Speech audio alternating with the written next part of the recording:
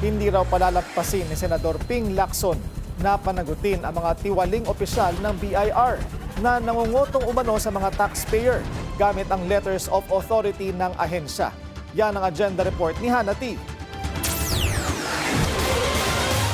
Before you start thinking of doing something foolish, just imagine yourselves, or yourself, wearing the yellow uniform na mayroong malaking PDL, person deprived of liberty.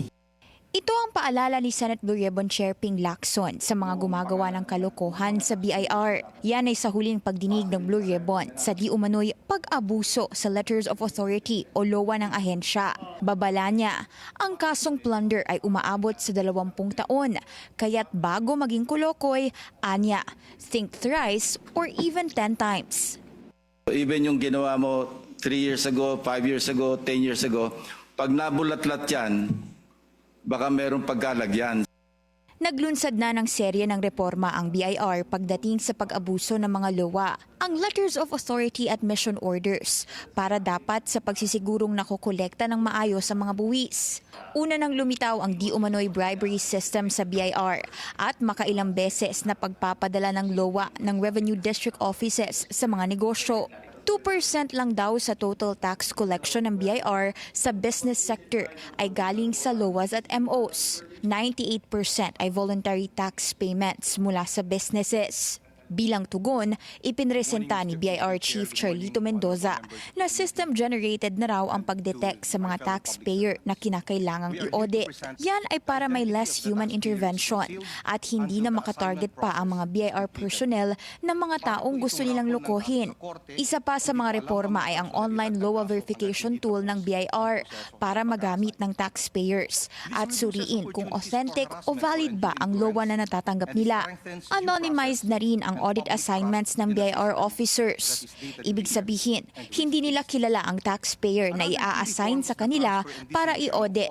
Paraan para makaiwas sa oportunidad mang target, mang special treatment o mang impluensya. Nasa 25 kawani na raw ng BIR ang nasampahan ng kaso at mananagot ang mga tauhang hindi susunod sa bagong memo nila patungkol sa revenue orders. Pinare-reshuffle na rin ang ilang mga tauhan ng BIR. Kung ang ebidensya ay magpapatunay na talagang may malaking kasalanan na nagawa na nangangahulugan na dapat siyang mabigyan ng parusang dismissal, i-dismiss po natin sila. Kailangan daw ng gobyerno makapag-generate ng mas malakas na revenue collection, lalo na't nahaharap tayo sa 200 billion peso shortfall ngayong taon, ayon kay Senator JV Ejercito. Now that you already kaya nung natigil yung LOA at lahat at ngayon papayagan na, but with the reforms that you have instituted, we are expecting that this time around na we will have much bigger revenues to be collected, no? Na sana naman yung pumasok na may resibo na ngayon talaga mas malaki na para we need the revenues badly, no? Huling mensahe naman ni Lacson sa BIR bago tapusin ng komite ang pagdinig tungkol sa ahensya. May the force be with you. Para sa agenda, Hannah T. Billionario News Channel.